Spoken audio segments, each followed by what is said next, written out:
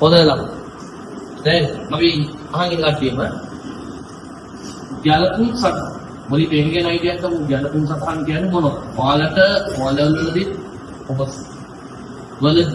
කොමස්වලදී ගත්තුලමයි දන්නවා. ගැලපිලි තිබ්බා 3ක් 4ක් විතර. හරිද? මෙතෙන්දී අතරම හේදන්නදී ගැලපිලි අපිට එහෙම 20යි 21යි කියන එහෙම කියන්න බෑ. ගැලපිලි ඇත්තම තියෙනවා මේ කියන්නේ ගැලපිල්ල කියන්නේ යම් ගනුදෙනුවක්. ඒක එක විදිහට දෙන්න පුළුවන්. හරිද? අපි ප්‍රධාන වශයෙන් ඒ කියන්නේ ගැලපිලි කතා කරනවා 20ක් වගේ ප්‍රමාණයක් හේදන්නේ. කලින් පුද්ගලයෙක්ත් එක්ක මේ ගැලපිලිම තමයි ආපහු ඒ කියන්නේ මේක වැදගත් කියලා කියන්නේ ළමයි. අපිට තියෙනවා ප්‍රධාන වශයෙන් හවුල් පාඩම තියෙනවා. ආපහු හවුල් පාඩමට ඔය තියෙන ගැලපිලිම තමයි තියෙන්නේ. හරිද? ආපහු තියෙනවා අහලා දැන් සමාගම් කියන ගහන පාඩම තියෙනවා. එතෙන්දි ඔය ගැලපිලි ටිකම තියෙනවා. ඊට අමතරව හවුල් වලට අදාළ වෙනම ගැලපිලි ටිකකුත් තියෙනවා. මේ ටික තමයි සමාගම් වලත් ඒවා. මේ ගැලපිලි වලට අමතරව අපි ප්‍රමිති ඉගෙන ගන්නවා. හරි ප්‍රමිත. ආපහු වෙනම ඒකට අදාළ බදු ගැලපිලි අනම් මනන් තියෙනවා. පැහැදිලිද? එතකොට මෙතන තියෙන ගැලපිලි ටික අපි ආපහු එතෙන්දි ගන්ටයන්ටන් කතා කරනවා. අපි ඒක වෙනම ආපහු කියලා දෙන්න යන්නේ නැහැ. දැන් මෙතන අපි උපචිත වියදම කියන්නේ මොකක්ද? ඒවා ඉගෙන ගන්නවා. හරි ආගමෝගේ ගල්පන හේතු ඉගෙන ගන්නවා. ආපහු මෙතෙන්දී ඒවා කතා කරන්න යන්නේ නැහැ. හැබැයි ඒ ගැලපිලි සෙට් එකම අපි ආපහු ඉගෙන ගන්නවා. ඒ කියන්නේ ආපහු කරනවා. හරිද? මේ කියන්නේ ගැලපිලි කියන කොටස මාර වැදගත්. මොකද සමාගම් වලත් ගැලපිලි තියෙනවා ආලට 12ක් වගේ ප්‍රමාණයක් දෙනවා. සමාගම් කියන කාර්යයේ ඒදවලදී ගැලපිලි ටික හරියනවා ගන්නවා කියන්නේ ඉතින් ලකුණු ටික තියෙනවා කියනවා. ලකුණු ටික එනවා. හරිද? එතකොට දැන් ගැලපිල්ලක් කියලා කියන්නේ අපුලිම ගැලපුම් සටහන් කියන්නේ මොකක්ද කියලා බලමු. ඒ කියන්නේ දැන් අපි අවසාන කිරුම් හැදුවානේ ළමයි. අවසාන කිරුම් අපි හැදුවා. ඒ කියන්නේ අවසාන කිරුම්ගේ මූල ප්‍රකාශන අපි හැදුවා. ආරා ප්‍රකාශයේ මූල තත්ත්ව ප්‍රකාශයේ තර්කකල ව්‍යාපාරයක අපි හැදුවා ගැලපිලි නැතිව. තේරුණාද? ටිකක් ඒක පිළිතුරේ තොරතුරු අරගෙන අපි හැදුවා. පැහැදිලිද? හොඳයි. එතකොට දැන් මේ අවසාන කිරුම් වලට අපි තොරතුරු අරගන්නේ ළමයි. අර දෙන්න අපි තොරතුරු ගත්තේ ශේෂ පිළිතුර. ශේෂ පිළිතුරෙන් ගත්තේ. ශේෂ පිළිතුරේ ළමයි අපි තොරතුරු ගන්න කොහෙද? පොදු ලෙජර්. එහෙමනේ කතන්දර යන්නේ. පොදු ලෙජර්. පොදු ලෙජරේ තමයි ශේෂ පිළිතුර තොරතුරු ගන්න. එහෙම නෙවෙයි ළමයි පොදු ලෙජරේ තියෙනවා ශේෂ පිළිතුර වන්න ශේෂ පිළිතුර මේවමයි. හරි. පොදු ලෙජරේ තොරතුරු ගන්න කොහෙද? මූලික පොත්. එහෙමනේ. ඒ කියන්නේ ජර්නලේ කියලා ඉස්සරහ කලින් කරලා තියෙනවා. කියන්නේ ජර්නලේ ජර්නලේ මේක සම්බන්ධයි මේ පාඩම. හරි දේවට දාලා ළමයි අපි එතන පොදු ලෙජරේ දාපු ගන්න දෙනු ටික මූලික පොත්වල දාපු ගන්න දෙනු ටික පොදු ලෙජරේට විපාක කරනවා. එතනින් ශේෂ පිළිතුරු හදන එකේ අවසාන කිරුම් හදන. ඒ කියන්නේ ආනා ප්‍රකාශයේ මූල තත්ත්වය වහදන. එතකොට ළමයි යම් ගනුදෙනු තියෙන්න පුළුවන්. ගනුදෙනු තියෙන්න පුළුවන් ළමයි මිස් වෙච්ච එක. හරි. දැන් උදාහරණයක් විදියට විදුලි වියදම ඇවිල්ලා තියෙනවා නම් ගෙවලට. ඒ විදුලි වියදම ආපේක ගෙවලට. එතකොට ඔයාලා දාන්න ගෙවල නැහැ කියන්නේ මොන විදුලියද? උපචිත විදුලිය, ගෙවීම විදුලිය. එතකොට ළමයි ගෙවල නැති නිසා ඒක උඩ දැන් සටහන් වෙලා නැහැ. තේරුණාද? ගෙවුවොත් ඉන්නම් අපේක මුදල් ගෙවින් ජර්නලයට ඇතුළත් කරනවා. ඒතර මුදල් ගෙවින් ජර්නලයෙන් පොදු ලෙජරේට දාන්න එහෙම යනවා. ඒ කියන්නේ ළමයි යම් ගනුදෙනු තියෙන්න පුළුවන්. හරිද? අපි ගිමුම් හදද්දී මූලික පොත්වල සටහන් නොවු ගනුදෙනු. මූලික පොත්වල සටහන් නොවු ගනුදෙනු දෙන්න. එතකොට ඒ ගනුදෙනු මගහැරලා අපි අවසාන කිරුම් හදනවා. මේ හදන අවසාන කිරුම් වැරදි. පැහැදිලිද? එතකොට අපි සපේන තොරතුරුත් වැරදි. දැන් මේවෙන් තොරතුරුනේ සපයන්නේ හැම ඩිපාර්ට්මන්ට් එකක්. සපේන තොරතුරුත් වැරදි. පැහැදිලිද? එහෙනම් ළමයි. දැන් ප්‍රධාන වශයෙන්ම මූලික පොත්වල සටහන් නොවු ගනුදෙනු තියෙනවා. සටහන් නොවු ගනුදෙනු තියෙනවා. මේ මූලික පොත්වල සටහන් නොවු ගනුදෙනු තමයි අපි මෙන්න මේ කියන අවසාන කිරුම් වලට ඇතුළත් කරන්නේ. එතකොට මූලික පොත්වල සටහන් නොවු ගනුදෙනු මේ කියන අවසාන ගිණුම් වලට ඇතුළත් කරන්න. අවසාන ගිණුම් වලට දාන්න අපි කරන සටහන් වලට කියනවා ළමයි ගැලපිලි කියලා. ගැලපුම් සටහන් කියලා කියනවා. තේරුණාද? ඒක නම් ආපහු එකපාරක් කියන සරලවම සාරාංශයක් උදාහරණ ඉන්න අහන්නේ ගැලපුම් සටහනක් යනු කියලා අහන්නේ නැහැ. හරිද? අපිට ගණන් වැදගත් ඒක ගැලපුම් ඒ කියන්නේ අහන්න තියෙන්නේ කියනවා. මේ වගේ තීරියක් අහන්නේ නැහැ. තීරිවත්. ගැලපුම් සටහනක් යනු ඒව අහන්නේ නැහැ. හැබැයි අඩියක් ඔළුවේ තියෙනවා. හරි. හොඳට අහන් ඉන්න. එතකොට නම් දැන් ගිණුම් කරන්නේ වෙනවා ළමයි ගම්දෙනු. ගම්දෙනු හා සිද්ධිනේ යදෝම කියලා කියන්නේ අපි. එතකොට කවුන්ස් වල තියෙන ළමයි හැම ගම්දෙනුවක්ම හැම සිද්ධියක්ම මූලික පොත්වල සටහන් වෙන්න ඕන. අනිවාර්යයෙන්. එතකොට යම් ගනුදෙනුවක් හෝ සිද්ධියක් මූලික පොත්වල සටහන් වෙලා නැත්නම් අර ඒ සටහන් වූ ගනුදෙනු අවසාන ගිණුම් වලට ඇතුළත් කරන්න පොදු ජර්නලයේ තුල මේ ගැලපිලි ඔක්කොම ඇතුළත් කරන්න පොදු ජර්නල්. මූලික පොතක් නෑ තමයි මේවා. පොදු ජර්නලයේ තුල තබන සටහන් තමයි ගැලපුම් සටහන් කියලා කියන්නේ. තේරුණාද? හරි. ඒ කියන්නේ මගේ හැටලා තියෙන ගනුදෙනුවා සිද්ධි අවසාන ගිණුම් වලට ඇතුළත් කරන්න පොදු ජර්නල්. මූලික පොතක් පොදු ජර්නලයේ තුල තබන සටහන් වල අපි කියනවා අවසාන ගිණුම් කියලා කියනවා. ගැලපුම් සටහන් කියලා කියනවා. හරි. අවසාන වෙළඳ තොගේ ගැලපුම්. ඒක ඔයාලා දන්න. හැමෝම දන්නවා අග වෙළඳ තොගේ කොහොමද ගලපන්නේ? අග තොගේ. ඒ කියන්නේ දැන් වෙළඳ කියන්නේ මොකක්ද නම්? විකුණන්න තියෙන බාහ. වෙළඳ කියන්නේ වෙළඳාමට තියෙන බාහ. වෙළඳ තොගේ. පැහැදිලිද? ඒ කියන්නේ අතුරු විකුණන ව්‍යාපාරයක වෙළඳ තොගේ වෙන්නේ නැද්ද? ඒක පැහැදිලිද? පොත් විකුණනවා නම් යාළුවෝ පොත් වෙළඳ තොගේ. වෙන්නේ ඒ කියන්නේ විකිණීමට පවතින බාහ තමයි වෙළඳ තොගේ කියලා කියන්නේ. එතකොට ළමයි ඔයාලා දැන් අග තොගේ අපි ගිහිල්ලා දානවා මූල ප්‍රකාශන හදාති දැන් දෙකකට යනවා. එකක් අග තොගේ යනවා ළමයි අර විකුණුම් පිළිවෙල හොයද්දි. ඔයාලා මතක් කරගන්න දැන් විකුණුම් පිළිවෙල හොයද්දී අපි අග තොගේ මොකද්ද කරන්නේ? අඩු කරනවා. ආරම්භක තොගේ දාගෙන උඩින අග තොගේ එහෙම විකුණුම් පිළිවෙල කියන එක හොයද්දී අග තොගේ අඩු වෙනවා. හරි ඒ වගේම ආපහු අග තොගේ අපි මූලධාතු ප්‍රකාශනයේ හොයද කියලා කියන්නේ ජංගම පොත්වල වලදී. එච්චරයි. අන්න ඒ වගේ ළමයි හැම එකකටම බලපෑම් එකක් තියෙනවා. හැම කැලකිල්ලකටම. ඒක තමයි කැලකිලිස්ස තමයි. මෙතන වෙන්නේ ළමයි ඒක බලපෑම් දැන් මම මෙතන දානවා. ජංගම වත්කම්. ඔයාලා පස්සේ ගන්න ජංගම වත්කම් වැඩි වෙනවා. ඒ කියන්නේ අගතෝකේ කියන ජංගම වත්කම මම දන්නවයි කියලා දානවා. වැඩි වෙනවා. හරි. ඒ වගේම විකුණුම් පිළිවෙල මොකද වෙන්නේ? අඩු වෙනවා. හරි. විකුණුම් පිළිවෙල විකුණුම් පිළිවෙල අඩු වෙනවා. එහෙම එච්චරයි බලන්න. ඒතකොට ඔගේ ඩබල් එන්ට්‍රි බලුවොත් ඉන්නේ ළමයි මෙන්න මේ විදිහට. දිත්ත සටහන යනවා. ජංගම වත්කම් වැඩි වෙනවා. වත්කම් වැඩි වීම හරියද? මේ ඩබල් එන්ට්‍රි ආන්න පුළුවන්. ඩබල් එන්ට්‍රි MC අර MC කොටසේ ආන්න පුළුවන් වල 31 50 කොටසේ. අවසාන වෙදන තෝගේ. එන්නේ ඒවා බලනවා. මේ ජර්නල් සටහන බලනවා. අර 31 50 කොටසේ පස්සේ ආන්න පුළුවන්. අවසාන තෝගේ නම් ගලපන්නේ මෙහෙම ළමයි.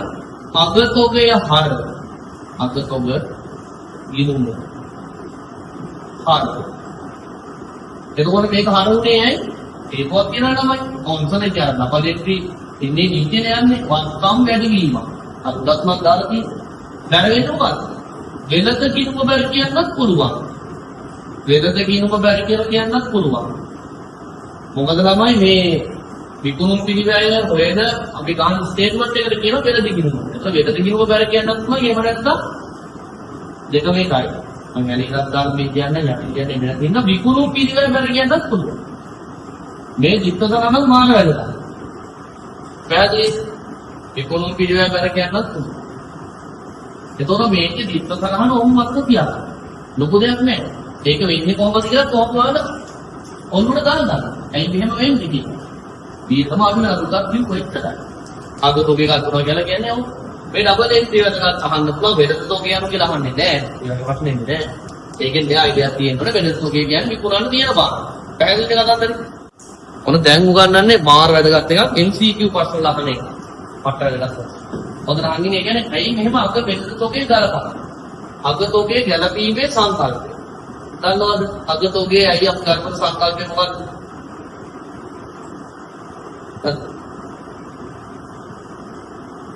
Tanggal. Any answers? No. නැද්ද? කඩාවට එකක්වත් නැහැ. හරි, අවුලක් නැහැ.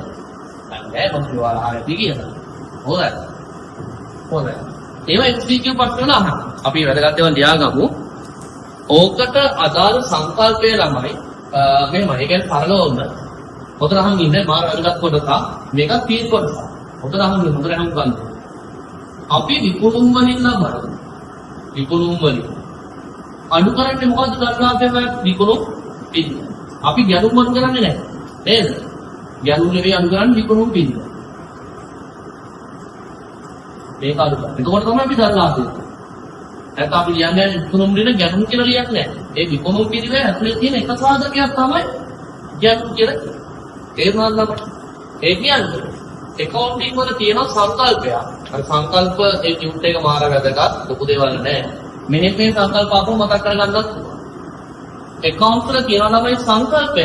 අපි වියදම හඳුන ගන්න ඕනේ. ඒක මුදලින් දරන අවස්ථාවේදී නෙවෙයි. මුදල් ගෙවද්දි නෙවෙයි. වියදම ආදායම් ඉපීමට භාවිතා කරන අවස්ථාව. පැහැදිලිද? ආදායම් ඉපීමට භාවිතා කරනවා. දැන් ළමයි මෙතන අපි විදුලි බිල් ඒ හැම වියදමක්ම දරනවා. ඒ කියන්නේ ව්‍යාපාරය වියදමක් දරන්නේ අනිවාර්යයෙන්ම මොකක් වරක් පොරොත්තු වෙන්න. ආදායම්. මම මේ ටියුට් කරන ආදායම්. පැහැදිලි වියදම් දරන්නේ ආදායම්. තේරෙනවද? මේ ලයිට් බිල ගෙවන්නේ අපි ආදායම්. ව්‍යාපාර. ඒ විතරක නම් එහෙම නෙවෙයි. පරිභෝජනයේ සඳහන් දෙන්නේ වෙන්නේ. ව්‍යාපාරයක් වියදමක් දරන්නේ ආදායම්. එතකොට accounting වල තියෙන සංකල්පයක් හොඳට මතක තියාගන්න එක. දැන් මතක තියාගන්න. වියදම හඳුන ගන්න ඕනේ මොන අවස්ථාවේදීද? ආදායම් ඉපීමට භාවිතා කරනවා. ඒකන දාන සංකල්පය තමයි. අනිත් සංකල්පය වැදගත් වෙන්නේ ජලකුන් සංකල්ප. කොහොම සංකල්ප 13ක් තියෙනවා. අර ටියුට් එකේ වාදනය මොනවා තියෙනවද? ඒ සංකල්ප 13 නැත්නම් උගත් ඇති ජලකුන් සංකල්ප කියලා එකක් යනවා. හරිද? දැන් ඔයාලගෙන් අහන්නේ ජලකුන් සංකල්පය අපි කියලා අහන්නේ නැහැ. ඔයාලගෙන් අහන්නේ ඒක භාවිතය. මම එදායි ඉගන්දපු දවස් කිව්වා ඔයාලගෙන් ඒවා ඇප්ලයි වෙන තැන අහන්නේ. තේරුණාද? එතකොට ළමයි අගතෝකේ අපි අඩු කරනවා. ඒකට හේතුව ජලකුන් සංකල්ප. ඒ කියන්නේ දැන් අපි හිතමු දැන් මේ කාල සීමාවක් තුල මොකද අහන්නේ වෙනද භාණ්ඩ මිලදී ගණන් තියෙනවා. මිලදී ගණන් අපි දුක් රුපියල් ලක්ෂය කියලා. හොඳයි. රුපියල් ලක්ෂය. ගණන් ලක්ෂය. එතකොට තමයි මේක වියදම විතර හද ගන්නවද? මේක සම්පූර්ණ වියදම දානවද? නැහැ. හරි. මේක සම්පූර්ණ වියදම දාන්නේ නැහැ. අපි මේ ගත්ත භාණ්ඩ වලින් විකුණු භාණ්ඩ වල වටිනාකම. උතර කල්පනා කරන්න. විකුණු භාණ්ඩ වල වටිනාකම. විකුණු භාණ්ඩ වල වටිනාකම ගමු. අන්න එතන අපි රුපියල් රුපියල් 80000. ඒ මට හිතන ඉලක්කම් කියන්නේ රුපියල් 80000. ඒ කියන්නේ නොවිකුණු භාණ්ඩ කියන ළමයි 20000. එහෙමනේ නොවිකුණු භාණ්ඩ වටිනාකම විකිණාන්නේ වටිනාකම රුපියල් 20000. හරි මේක වික්ක මේක වික්කන. එතකොට ආදායම් ඉපීමට භාවිතා කරන්නේ මොකද්ද? ලක්ෂයකේව ගත්තා. මේක අපිට කියලා මම ලක්ෂයම සල්ලි ගෙවුවා. අපිට ගෙවුවේ වෙනම සල්ලි ගෙවුවා. හැබැයි තමයි ඒක තෝකයක් ඉන්නේ මට. අරම තෝකයක් ඉන්නේ. සමීකරණයක අපි දාන්නේ එහෙම නේද? තේරුණාද? තෝක කියනවා අක්කම වෙන්නේ. කියන්නේ හෙම්පිඩීම කියලාම දාන්නේ. හරි ඒකෙන් ඉතුරු 80000 ඒවා කොස්ට් එක 80000 ඒවා වික්ක 20000 ඒවා ඉතුරු. එතකොට ආදායම් ඉපීමට භාවිතා කරන්නේ මොකද්ද? 80000. මේකට භාවිතා කරන්නේ. මේක ආදායම් ඉපීමට භාවිතා කරනවා. එහෙම නෙවෙයි වික්ක කියන ආදායම් ඉපෙරුවා. ආදායම් ඉපීමට පරිභෝජනය කළා.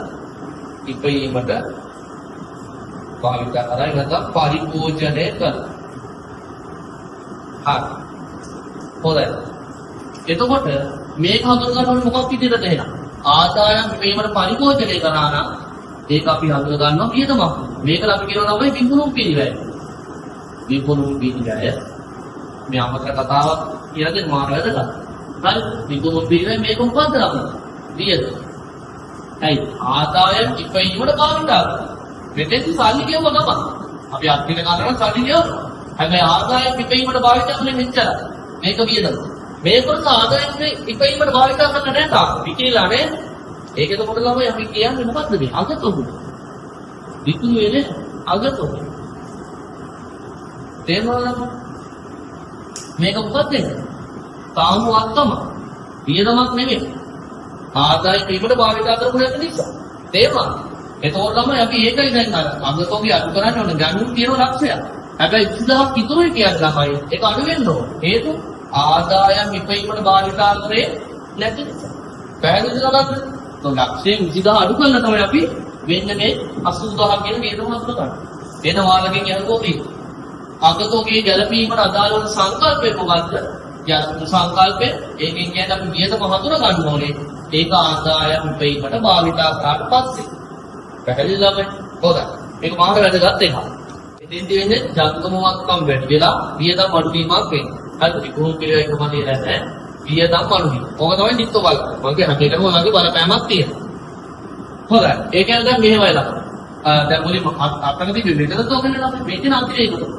ඒ කියන්නේ වෙලද තෝගේට අමතරව තියාගන්න ඕනිම තෝගයක්. පැහැදිලිද? හිතන්නකෝ දැන්. ඇඳුම් විකුණන ව්‍යාපාරය කළමයි. මොකද්ද වෙලද තෝගේ වෙන්නේ? ඇඳුම් විකුණන ඇඳුම් තමයි වෙලද තෝගේ. එයාට තව තෝරි. තව තෝක තියෙන්න පුළුවන් නේද? තව තියෙන්න පුළුවන්. අය පැක් කරන මේ පැකින් මැටීරියල්ස් තියෙන්න පුළුවන්. ඒ කියන්නේ ඇසුරුම් තෝක තියෙන්න. ඉන්ධන තෝක තියෙන්න පුළුවන්. මැෂින් වලට දාන අපි ඉන්ධන තෝක. ඊළඟ ලිපි ද්‍රව්‍ය තියෙන්න පුළුවන්. ඒ වගේ අතිරේක තෝක තියෙන්න. පැහැදිලිද? දැන් අපි ඉගෙන ගන්නනේ කොහොමද එහෙම අතිරේක තෝකයක් ඉතිරිලා තියෙනවා කලපන්නේ. ඒකට අරකම තමයි ළමයි. ඒතකොට ඒකක්වත් ගම. ඒ වගේ මේක පරිභෝජනය කරලා නැහැ. පරිභෝජනය කරේ නැහැ කියන්නේ වියදමක් විතර අඳුරගන්නේ නැහැ. ඒ කියන්නේ මේකට අදාළ සංකල්පය තමයි. මොන සංකල්පයද? කලිකෝක සංකල්පයම තමයි මොකද්ද? ගැලකුණු සංකල්පයම තමයි. ගැලකුණු සංකල්පය. ඒ කියන්නේ හොඳට අහන්න කලින් වගේ නෝට් එකක්. හරිද ළමයි? අපි හිතමු ආරු දෙනවා. කාල සීමාවක තුන ලිපි ද්‍රව්‍ය ගැනුම් 80,000. කියන්නේ කාටද ගියා? ලිපි ද්‍රව්‍ය තෝකයක් ගත්තා. ඔයාලා හත්තික් බණ්ඩල් ටිකක් ගත්තා බිස්නස්. හරිද ළමයි? සල්ලි ගියා වුණාට ඔයාලා තව ඒ බණ්ඩල් ටික තියෙනවා. හත්තිකේ අදා ලිපි ද්‍රව්‍ය තෝකේ තියෙනවා. ඒකත් ඇත්තටම වත්කමක්. ඒ කියන්නේ මේක එහෙම් පිටින්ම වියදම දාන්නේ නැහැ. තේරුණාද? අපි හිතමු මේ ගත්තේ වයි ඔයාලා පරිභෝජනය කළ ලිපි ද්‍රව්‍ය අපි කියයි කවුන්ට් එක දුන්නු 60,000ක් කියන. 60,000ක් පරිභෝජනය කරා. යූස් කරා. ඒ කියන්නේ යූමෝ. ඒ දුකෝ කියෝකුම. හරියම මේක ඉතිරි ලිපි ද්‍රව්‍ය නම් ඉතිරි ලිපි ද්‍රව්‍ය තොගය ඉතිරි ලිපි ද්‍රව්‍ය 20,000. පැහැදිලි? මට කියන්න අපි වියදම විදිහට හදලා ගන්න ඕනේ මොකක්ද? 60,000ද 20,000ද? 60,000. ඇයි? පරිභෝජනය කරා. ඉස්සලක් තියෙන පරිභෝජනය කළා නම් වියදම අතුර ගන්න. තේරුණාද? මොකක්ද සංකල්පය? ගැලපු සංකල්පය උදාපන්. තේරුණාද? එතකොට මේක ළමයි අපි කියනවා ලිපි ද්‍රව්‍ය වියදම් කියලා. ලිපි ද්‍රව්‍ය වියදම්. මේ ඇවිල්ලා ළමයි ලිපි තෝක එක වත්කම්. ලිපි ද්‍රව්‍ය තෝක. මේක වත්කම්. මේක වියදම. ලිපි ද්‍රව්‍ය වියදම්. පරිභෝජනය කරාට පස්සේ වියදම හදනවා. තේරුණා ළම? මෙතන එන්ට්‍රි එක ගොතින් තමයි වෙන්නේ මෙහෙමයි. ජංගම වත්කම් වැඩි වෙනවනේ. ඒ අදාළ අතිරේක තොග කිනුමට වරද. ලිපි ද්‍රව්‍ය වෙන්න පුළුවන්, ඉන්ධන වෙන්න පුළුවන් මම කලින් කිව්වේ. ඒ කියන්නේ එන්ට්‍රි එකක්වත් කල්පනා කරන්නේ නැහැ. හිතන්න තමයි ඕන. එතකොට වෙන්නේ මොකක්ද? දැන් හිතන්නකො ඉතිරි ලිපි ද්‍රව්‍ය තොගයක් නම් ලිපි ද්‍රව්‍ය තොග හරිද? ඒ කියන්නේ ඒ අදාළ අතිරේක තොග කිනුම හරිද? අතිරේක තොග කිනුම හර වෙලා ඒ අදාළ වියදම් කිනුමට බැහැලු. ලිපි ද්‍රව්‍ය නම් ලිපි ද්‍රව්‍ය වියදම් බැහැ. ඉන්ධන නම් ඉන්ධන කිනුම බෑ. පැහැදිලිද තමයි? අදාළ වස්තුදාන අදාළ වියදම් කිනුම බෑ. වියදම් කිනුම බෑ. මේක තමයි චිත්ත සටහන. මේක අදලත් වෙන්න පුළුවන් ළමයි MCQ ප්‍රශ්න. මේක අර කයින්වත් ඒ කියන්නේ ෆස්ට් පාර්ට් එක අදලත් වෙනවා. First page. මේක ඔයාලට තින්නේ කමකට. හැබැයි ඔයාලා දැනගන්න. ඔයාලගේ ගිහගොතින් අයි පරිභෝජනය කරපු එක වියදම හඳුනගන්නේ අර කන්සෙප්ට් එකම තමයි. යාලකුම තමයි. යාලකුම් සවකාල. අර පුළුවන් තරම් සමාජ වලට හේතු බලන්න අහන්න. අත් යාලකුම් සවකාල. මේකත් අහන්න පුළුවන් ප්‍රශ්නේ. මේ ඇයි කරලා. මේක පාවිච්චි කරේ නැත්නම් වියදම විතර හඳුනගන්නේ නැත්නම් ඒත් යාලකුම් සවකාල කියනමයි. යාලකුම් සවකාල. අර කතන්දරේම